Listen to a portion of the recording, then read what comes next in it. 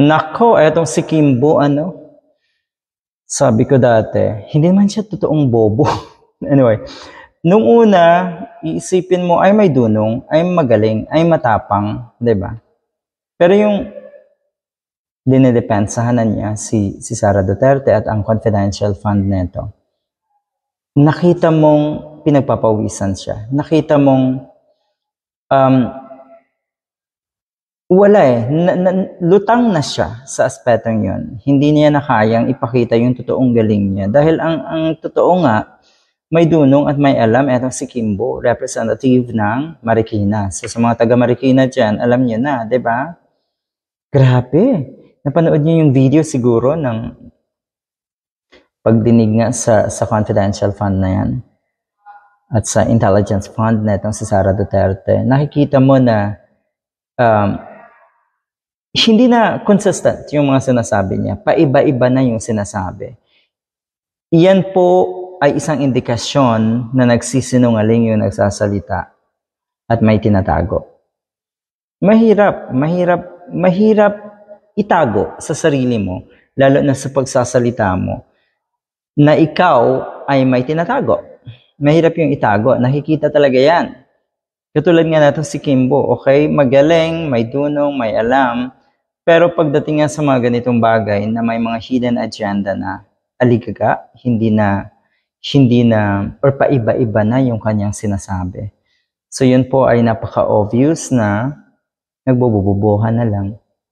Ang saklap, no? Yung napakaraming kababayan natin na alam naman natin may pinag-aralan, may dunong, pero pinipiling magpakabobo, magbubububuhan, di ba? Para sa kapakanan o para lang ma-impress yung kanilang kaalyado, posible, or yung kanilang kadikit sa politika. Wrong. Hindi talaga maganda.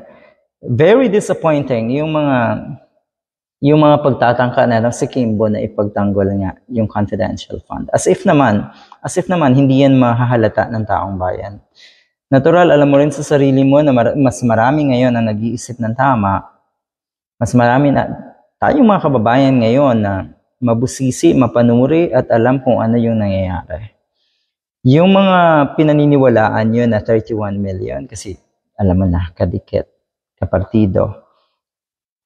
Posibleng ito ay paghahanda sa susunod na eleksyon natin si Kimbo. Akala niya kasi totoo talaga yung 31 million. Akala niya kasi, kung babalikan po natin, na-realize siguro nitong si Kimbo na matindi yung panahon ng kampanya. Talagang matunog si Atty. Leni Robredo. Naisip din niya siguro na eto na pipwesto na talaga. Yun lang kasi nagkadayaan. So bago pa man magbubububuhan eto si Kimbo, eto po siya dati. Okay? Ibig sabihin, taga-suporta ni Atty. Leni Robredo. Mantakin niyo, I was in Pasig Laban last night to express my unconditional support. O see, nabitawan mo yung salitang unconditional. Pero ngayon, you've got a lot of conditions. Okay? Para sa sarili mo, pansariling interest yung mga ginagawa niyo po. Unconditional support to Vice President Leni Robredo. Happy to cheer for her with the 137,000. Naandyan din tayo, syempre, sa Pasig Laban. Strong crowd, which included kakampings from Marikina. Ayan, mga taga Marikina, alam niyo na po. Huwag po tayong, or sana po ay madala na tayo.